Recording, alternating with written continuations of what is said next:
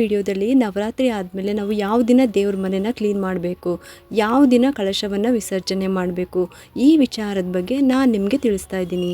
ಈ ನವರಾತ್ರಿಯಲ್ಲಿ ನಾವು ಎಲ್ಲರೂ ಕೂಡ ಸಂಭ್ರಮದಿಂದ ಶ್ರದ್ಧಾ ಭಕ್ತಿಯಿಂದ ಆ ದಿನದ ದೇವಿಗೆ ಪ್ರಿಯವಾಗುವ ಸೀರೆನ ಉಟ್ಕೊಂಡು ಆ ದಿನದ ದೇವಿಯರ ಆರಾಧನೆ ಮಾಡ್ತಾ ಈ ನವರಾತ್ರಿಯಲ್ಲಿ ಮನೆಯಲ್ಲಿ ಮತ್ತು ದೇವಸ್ಥಾನದಲ್ಲೂ ಕೂಡ ನಾವು ಪೂಜೆಯನ್ನು ಸಲ್ಲಿಸಿದ್ದೀವಿ. ನವರಾತ್ರಿಯಲ್ಲಿ ಮನೆಯಲ್ಲಿ ಕಳಶ ಸ್ಥಾಪನೆ ಮಾಡಿ ಕೆಲವರು ಅಖಂಡ ದೀಪಾರಾಧನೆ, ಕಾಮಾಕ್ಷಿ ದೀಪಾರಾಧನೆ, ಹಾಗೆ ಮನೆಯಲ್ಲಿ ಗೊಂಬೆಗಳನ್ನು ಕೂರಿಸುವಂಥದ್ದು, ಈ ಥರ ಎಲ್ಲ ಮನೆಯಲ್ಲಿ ಆಚರಣೆ ಮಾಡಿದ್ದೀವಿ. ಇದ್ರ ಜೊತೆಗೆ ಅತಿ ಮುಖ್ಯವಾಗಿ ಹೊಸಲು ಪೂಜೆ ಇದೆಲ್ಲನೂ ಕೂಡ ನಾವು ಆಚರಣೆ ಮಾಡಿದ್ದೀವಿ.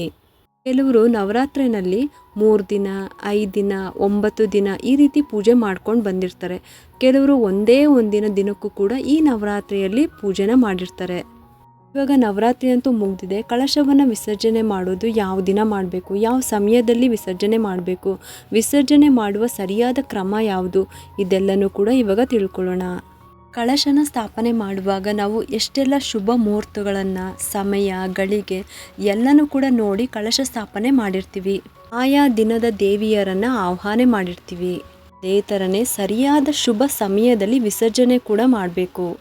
9 ದಿನ ಶ್ರದ್ಧಾ ಭಕ್ತಿಯಿಂದ ಪೂಜೆ ಮಾಡಿರ್ತೀವಿ. ಆತ್ರವಾಗಿ ವಿಸರ್ಜನೆ ಮಾಡಬಾರ್ದು. ಕೆಲವರಿಗೆ ದಸರಾ ರಜಾ ಅಂತ ಊರಿಗೆ ಹೋಗೋ ಪ್ಲಾನಿಂಗ್ ಇರುತ್ತೆ. ಸೊ ಅದಕ್ಕೋಸ್ಕರ ಗಡಿ ಬಿಡಿನಲ್ಲಿ ವಿಸರ್ಜನೆ ಮಾಡಿಬಿಡಿ. ಮಕ್ಕಳಿಗೂ ಕೂಡ ಈಗ ದಸರಾ ಹಾಲಿಡೇಸ್ ಕೂಡ ಇರುತ್ತೆ. ಎಲ್ಲಾದರೂ ಮಕ್ಕಳನ್ನ ಕರ್ಕೊಂಡು ಹೋಗಬೇಕು ಅನ್ನೋವಂಥ ಪ್ಲಾನಿಂಗ್ ಕೂಡ ಇದ್ದೇ ಇರುತ್ತೆ. ಸೊ ಅದಕ್ಕೋಸ್ಕರ ಹೇಳ್ತಾ ಇದ್ದೀನಿ. ಕಳಶ ವಿಸರ್ಜನೆ ಮಾಡೋದಕ್ಕೆ ನಮಗೆ ದಶಮಿ ತಿಥಿ ಇರಬೇಕು, ಜೊತೆಗೆ ಶ್ರವಣ ನಕ್ಷತ್ರ ಇರಬೇಕು. ಈ ಎರಡೂ ಇರುವಂಥ ದಿನ ಒಳ್ಳೆ ಶುಭ ಮುಹೂರ್ತದಲ್ಲಿ ಕಳಶ ವಿಸರ್ಜನೆ ಮಾಡಬೇಕು. ಹಾಗಾದರೆ ದಶಮಿ ತಿಥಿ ಯಾವಾಗ ಪ್ರಾರಂಭ ಆಗಿತ್ತು, ಎಷ್ಟು ಸಮಯದವರೆಗೂ ಇತ್ತು ಅನ್ನೋದನ್ನು ತಿಳ್ಕೊಳ್ಳೋಣ. ಬುಧವಾರ 1ನೇ ತಾರೀಕು ಮಧ್ಯಾಹ್ನ 1:30 ದಶಮಿ ತಿಥಿ ಪ್ರಾರಂಭ ಆಗಿತ್ತು. ಅಂದರೆ ಬುಧವಾರ ಮಧ್ಯಾಹ್ನ 1 ಗಂಟೆಗೆ ದಶಮಿ ತಿಥಿ ಪ್ರಾರಂಭ ಆಗಿತ್ತು. ಹಾಗೆ 2ನೇ ತಾರೀಕು ಮಧ್ಯಾಹ್ನ 2:40 ತನಕ ದಶಮಿ ತಿಥಿ ಇರುತ್ತೆ. ಹಾಗೆ ಶ್ರವಣ ನಕ್ಷತ್ರ ಗುರುವಾರ ಅಕ್ಟೋಬರ್ 2ನೇ ತಾರೀಕು ಬೆಳಗ್ಗೆ 6:15 ಪ್ರಾರಂಭ ಆಗುತ್ತೆ. ಆವಾಗ ಸೂರ್ಯ ಉದಯದ ನಂತರ ದಶಮಿ ತಿಥಿನೂ ಇರುತ್ತೆ ಮತ್ತು ಶ್ರವಣ ನಕ್ಷತ್ರ ಕೂಡ ಇರುತ್ತೆ. ಹಾಗಾಗಿ ಗುರುವಾರ ವಿಜಯದಶಮಿ ದಿನ ಕಳಶನ ವಿಸರ್ಜನೆ ಮಾಡೋದು ತುಂಬ ಒಳ್ಳೆಯದು. ಹಾಗೆ ಮಧ್ಯಾಹ್ನದ ಮೇಲೆ ಅಂದರೆ 2 ಗಂಟೆ ನಂತರ ಏಕಾದಶಿ ಕೂಡ ಪ್ರಾರಂಭ ಆಗುತ್ತೆ. ತುಂಬಾ ಒಳ್ಳೆಯ ದಿನ. ಹಾಗಾಗಿ ಗುರುವಾರ ಕಳಶ ವಿಸರ್ಜನೆ ಮಾಡೋದು ತುಂಬ ಒಳ್ಳೆಯದು. ಯಾವ ರೀತಿ ಮಾಡಬೇಕು ಅಂತಲೂ ತಿಳ್ಕೊಳ್ಳೋಣ ಇವಾಗ. ಗುರುವಾರ ಕಳಶ ಕದಲಿಸೋದಕ್ಕೆ, ವಿಸರ್ಜನೆ ಮಾಡೋದಕ್ಕೆ ಒಳ್ಳೆಯ ಶುಭ ಮುಹೂರ್ತ ಅಂತಂದರೆ ಮಧ್ಯಾಹ್ನದ ಅಭಿಜಿತ್ ಮುಹೂರ್ತ ಮಧ್ಯಾಹ್ನ 12:30 1:15 ತನಕ ಇರುತ್ತೆ. ಆ ಸಮಯದಲ್ಲಿ ಕಳಶವನ್ನು ವಿಸರ್ಜನೆ ಮಾಡ್ಬೋದು. ಒಂದು ಸಮಯದಲ್ಲಿ ನಿಮಗೆ ಮಾಡೋದಕ್ಕಾಗಿಲ್ಲ ಅಂತ ಅಂದರೆ 5:30 7 ಗಂಟೆ ತನಕ ಅಮೃತ ಗಳಿಗೆ ಇರುತ್ತೆ. ಇದು ಗೋಧೂಳಿ ಸಮಯ ಕೂಡ. ಈ ಸಮಯದಲ್ಲಿ ನೀವು ಕಳಶವನ್ನು ಕದಲಿಸ್ಬೋದು. ಯಾವ ಸಮಯದಲ್ಲಿ ಕಳಶವನ್ನು ಕದಲಿಸ್ಬೇಕು ಅಂತ ತಿಳ್ಕೊಂಡ್ರಿ. ಇವಾಗ ಯಾವ ರೀತಿ ಕದಲಿಸ್ಬೇಕು ಅಂತಲೂ ತಿಳ್ಕೊಳ್ಳೋಣ. ಅಕ್ಟೋಬರ್ 2ನೇ ತಾರೀಕು ಗುರುವಾರ ಬೆಳಗ್ಗೆ ಬ್ರಾಹ್ಮಿ ಮುಹೂರ್ತದಲ್ಲಿ ಬನ್ನಿ ಮರ ಪೂಜೆನ ಮಾಡಬೇಕು. ಅಂದರೆ ಆ ದಿನ ಬೆಳಗ್ಗೆ 5:20 6:10 ತನಕ ಇರುತ್ತೆ. ಎಲ್ಲ ದೇವಸ್ಥಾನದಲ್ಲೂ ಕೂಡ ರಶ್ಶು ತುಂಬ ಇರುತ್ತೆ. ಬರೋದು ಕೂಡ ಹೆಚ್ಚು ಕಡಿಮೆ ಆಗಬಹುದು. ಅದಕ್ಕೋಸ್ಕರ ಆ ದಿನ ಒಳ್ಳೆ ದಿನ, ವಿಜಯದಶಮಿ ದಿನ. ಯಾವುದೇ ಒಳ್ಳೆ ಕೆಲಸಕ್ಕೂ ಕೂಡ ಶುಭ ಮುಹೂರ್ತ ನೋಡೋಂಗೆ ಇಲ್ಲ. ಹಾಗಾಗಿ ನಿಮ್ಮ ಸಮಯ ನೋಡಿಕೊಂಡು ನೀವು ಹೋಗ್ಬಿಟ್ಟು ನೀವು ಪೂಜೆ ಮಾಡ್ಕೊಂಡು ಬರ್ಬೋದು. ನವರಾತ್ರಿಯಲ್ಲಿ 9 ದಿನದಿಂದ ಮಾಡ್ಕೊಂಡು ಬಂದಿರೋ ಅಂಥವ್ರು 10ನೇ ದಿನ ಬನ್ನಿ ಮರದ ಪೂಜೆ ಮಾಡಿ ಮಡ್ಲಕ್ಕಿಯನ್ನು ಸಲ್ಲಿಸಿ ಪೂಜೆ ಮಾಡಿಕೊಂಡು ಬನ್ನಿ ಪತ್ರೆಯನ್ನು ಮನೆಗೆ ತರಬೇಕು. ಮನೆಯಲ್ಲಿ ತಂದು ದೇವ್ರ ಮನೆಯಲ್ಲಿ ಇಟ್ಬಿಟ್ಟು ಪ್ರಾರ್ಥನೆ ಮಾಡಿಕೊಂಡು ಆನಂತರ ದೇವರಿಗೆ ಕೆಂಪಾರತಿ ಮಾಡಬೇಕು.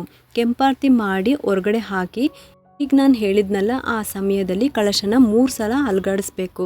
ಮತ್ತು ನೀವೇನಾದರೂ ಫೋಟೋ ವಿಗ್ರಹನ ಮತ್ತು ದುರ್ಗಾದೇವಿಯ ಫೋಟೋ ಇಟ್ಬಿಟ್ಟು ನೀವು ಪೂಜೆ ಮಾಡಿದ್ರು ಅದನ್ನು ಕೂಡ 3 ಸಲ ಅಲುಗಾಡಿಸ್ಬೇಕು. ಮತ್ತು ಅಖಂಡ ದೀಪ ಏನಾದರೂ ಹಚ್ಚಿದರೆ, ಕಾಮಾಕ್ಷಿ ದೀಪನೂ ಹಚ್ಚಿದರೆ 3 ಸಲ ಅದನ್ನು ಕೂಡ ಅಲುಗಾಡಿಸ್ಬೇಕು. ಅಂದರೆ ಮೇಲಕ್ಕೆ ಎತ್ಬಿಟ್ಟು ಕೆಳಗಡೆ ಇಡಬೇಕು, ನಿಧಾನಕ್ಕೆ ಎತ್ತಿ ಕೆಳಗಡೆ ಇಡಬೇಕು. ಈ ರೀತಿ ಮಾಡಿ. ಇನ್ನು ನೀವೇನಾದರೂ ಅಖಂಡ ದೀಪನ ಹಚ್ಚಿದರೆ ಬುಧವಾರ ರಾತ್ರಿಯಿಂದನೇ ಎಣ್ಣೆ ಅಥವಾ ತುಪ್ಪನ ಏನು ಹಾಕ್ತಾ ಬಂದಿದ್ರೋ ಅದನ್ನು ಹಾಕೋದನ್ನು ನಿಲ್ಲಿಸ್ಬಿಡಿ. ಅಂದರೆ ಎಣ್ಣೆ ಅಥವಾ ತುಪ್ಪನ ಏನೂ ಹಾಕೋದಿಕ್ಕೆ ಹೋಗ್ಬೇಡಿ. ಅದರಲ್ಲಿರುವಂಥ ಎಣ್ಣೆ ಅಥವಾ ತುಪ್ಪ ಖಾಲಿ ಆಗೋ ತನಕ ಆ ದೀಪ ಉರಿತಾ ಇರುತ್ತೆ. ಆಮೇಲೆ ತಾನೇ ಶಾಂತವಾಗುತ್ತೆ. ಎಲ್ಲನೂ ಕ್ಲೀನ್ ಮಾಡಬೇಕು ಅಂತ ಹೇಳಿ ನೀವೇ ದೀಪನ ಹಾರಿಸೋದಕ್ಕೆ ಹೋಗಬೇಡಿ. ಇದು ತುಂಬಾ ದೊಡ್ಡ ತಪ್ಪಾಗುತ್ತೆ. ಅದು ಎಣ್ಣೆ ಅಥವಾ ತುಪ್ಪ ಖಾಲಿ ಆಗೋವರೆಗೂ ಉರಿಲಿ. ಆಮೇಲೆ ಅದೇ ತಂತಾನಾಗೆ ಶಾಂತಿ ಆಗುತ್ತೆ. ಅಲ್ಲಿ ತನಕ ಒಂದು ಕಡೆ ಹಾಗೆ ಇಟ್ಬಿಡಿ ಅದನ್ನು.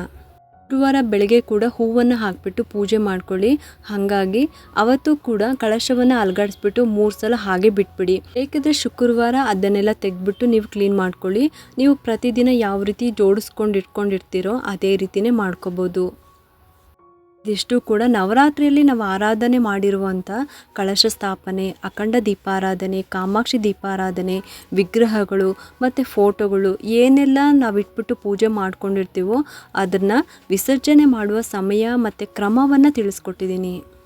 ನೀವು ಮಧ್ಯಾಹ್ನ ಆದ್ರೂ ಕಳಶವನ್ನು ವಿಸರ್ಜನೆ ಮಾಡ್ಕೋಬೋದು. ಸಂಜೆ ಬೇಕಾದರೂ ಕದಲಿಸಿ, ಶುಕ್ರವಾರ ಬೇಕಿದ್ದರೆ ಕ್ಲೀನ್ ಮಾಡಿಕೊಂಡು ನೀವು ಪೂಜೆ ಮಾಡ್ಕೋಬೋದು. ಒಂದು ವಿಷಯನ ನೆನ್ಪಿಟ್ಕೊಳ್ಳಿ, ಕಳಶವನ್ನು ಕದಲಿಸೋ ಮುಂಚೆ ನೀವು ಕೆಂಪಾರತಿ ಮಾಡಲೇಬೇಕು. ಇದನ್ನು ಮಾತ್ರ ಮರಿಬೇಡಿ.